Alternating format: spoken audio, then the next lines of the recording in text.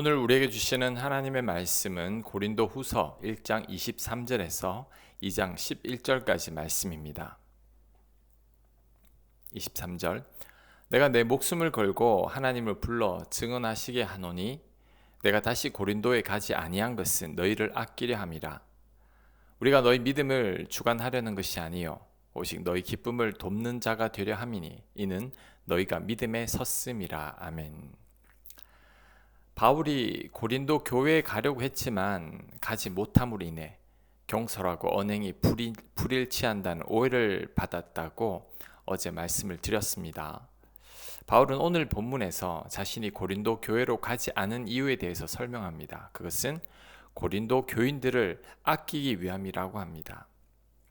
고린도 교인들을 위해서 바울이 가지 않았다고 말합니다.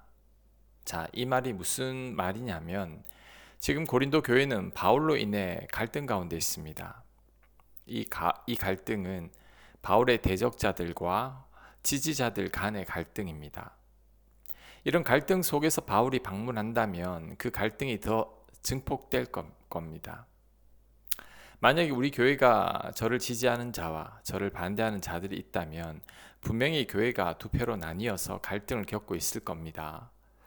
그나마 제가 먼 곳에 있다면 그 갈등이 당장은 표면적으로 드러나지는 않을 겁니다. 그런데 제가 교회에 나타난다면 그 갈등에 불이 붙기 시작하는 거죠. 바울이 고린도 교회를 방문하지 않은 이유가 여기에 있습니다. 자신으로 인해 교회가 분열될까 염려하였기 때문에 고린도 교회로 가지 않은 겁니다. 자, 2장 1절 내가 다시는 너희에게 근심 중에 나아가지 아니하기로 스스로 결심하였노니 내가 너희를 근심하게 한다면 내가 근심하게 한 자밖에 나를 기쁘게 할 자가 누구냐? 내가 이같이 쓴 것은 내가 갈 때에 마땅히 나를 기쁘게 할 자로부터 도리어 근심을 얻을까 염려하며 또 너희 모두에 대한 나의 기쁨이 너희 모두의 기쁨인 줄 확신함이로다. 아멘.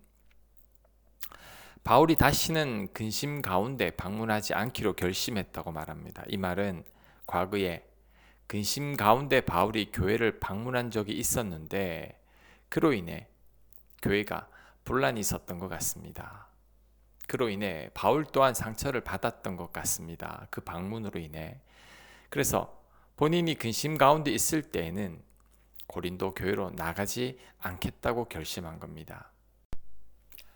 또한 바울의 방문으로 인해 교인들이 근심하게 될까봐 염려하는 마음에 가지 않았다고 말합니다. 왜냐하면 교인들의 근심은 바울의 근심이기 때문입니다. 이를 볼 때 한참 갈등이 진행 중인 곳에는 관련된 사람들이 나타나지 않는 게 좋다는 것을 알 수 있습니다. 어느 정도 갈등이 사라지고 난 후에 가는 게 좋습니다. 시간이 지나면 어느 정도 격한 감정들도 가라앉죠. 그때 가는 게 좋습니다. 바울이 그래서 고린도 교회에 가지 않은 겁니다. 4절 내가 마음에 큰 눌림과 걱정이 있어 많은 눈물로 너희에게 썼노니 이는 너희로 근심하게 하려 한 것이 아니요 오직 내가 너희를 향하여 넘치는 사랑이 있음을 너희로 알게 하려 함이라. 아멘. 하지만 바울은 고린도 교회의 갈등으로 인해 마음에 큰 눌림과 걱정이 있었고 그로 인해 눈물을 흘리며 편지를 썼다고 말하고 있습니다. 그 이유는 고린도 교인들을 향한 사랑 때문이죠. 그런데 바울의 이 눈물의 편지는 현재 남아있지 않습니다. 이 눈물의 편지는 고린도전서와 고린도후서 사이에 기록한 편지인데 전해지지 않고 있습니다. 이 편지를 바울이 언급하고 있는데 이 눈물의 편지는 고린도 교인들을 향한 사랑 때문에 보낸 편지인 거죠. 이 대목을 읽으니 바울이 얼마나 답답했을까라는 생각을 하게 됩니다. 바울이 개척한 교회 교인들이 바울을 대적하고 교회가 갈등이 생겨서 분열 가운데 있습니다. 제가 개척한 우리 교회에서 이런 일이 생겼다고 생각해 보니까 제 마음이 바울처럼 눌림이 있을 것 같습니다. 교인들도 너무나 원망스러울 것 같습니다. 그런데 놀라운 것은 바울이 눈물을 흘리며 편지를 썼다는 거죠. 화가 나고 원망스러워서 우는 게 아닙니다. 고린도 교인들을 사랑하는 마음으로, 안타까워하는 마음으로 우는 거죠. 정말 영적인 아버지와 같은 마음입니다.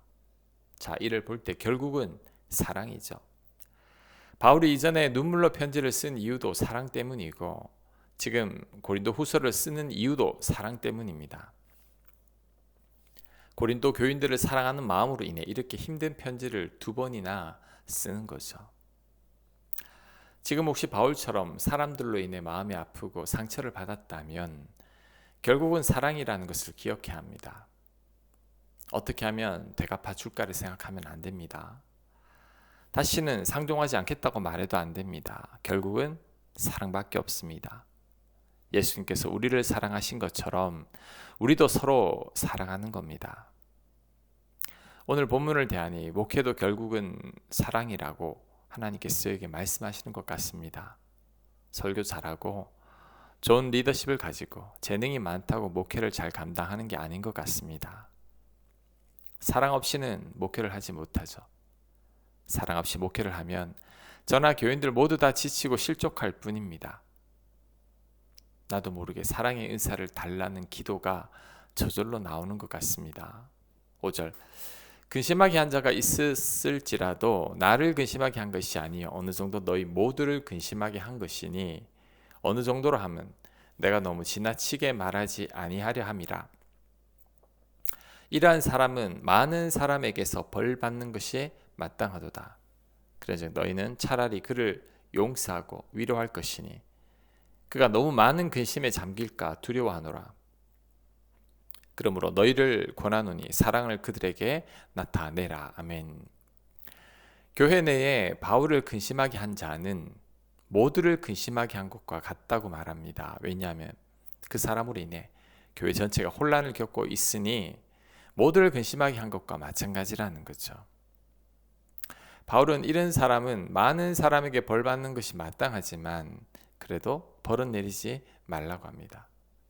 차라리 그를 용서하고 위로하라고 말합니다. 왜냐하면 그가 근심에 잠길까 두렵기 때문이니 차라리 그를 용서하고 그를 사랑하라고 권면합니다. 이 대목에서도 바울의 사랑이 보입니다. 바울을 오해하고 교회를 혼란에 빠뜨렸으며 바울이 방문했을 때도 바울을 대적한 자들입니다. 그로 인해 바울과 교회가 몇 달을 근심 가운데 보냈고 지금도 바울은 근심으로 편지를 쓰고 있습니다. 정말 원수 같은 사람이지만 바울은 그를 용서하고 사랑하라고 말하고 있습니다. 이를 볼 때 교회의 문제는 결국은 용서와 사랑으로 풀어가야 함을 알 수 있습니다. 마음 같아서는 교회에서 징계하고 내쫓고 싶지만 그도 불쌍한 한 영혼입니다. 그러니 그도 사랑해야 합니다. 이것이 하나님의 뜻이고 하나님의 사랑입니다. 이것은 비단 교회 내에서만 국한된 건 아닙니다. 교회 외부에서도, 가정에서도, 직장에서도 이 말씀을 실천해야 합니다. 오직 사랑입니다.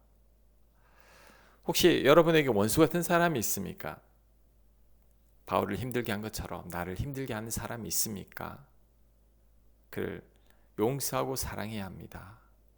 힘들어도 우리는 세상적인 방법으로 풀어나가면 안 됩니다. 사랑으로 풀어나가고 말씀에 순종하며 풀어나가야 합니다. 선으로 악을 이겨야 합니다. 그럴 때 하나님께서 우리를 도와주실 겁니다. 우리와 함께 하실 겁니다. 9절, 너희가 범사에 순종하는지 그 증거를 알고자 하여 내가 이것을 너희에게 썼노라. 너희가 무슨 일에든지 누구를 용서하면 나도 그리하고 내가 만일 용서한 일이 있으면 용서한 그것은 너희를 위하여 그리스도 앞에 산 것이니.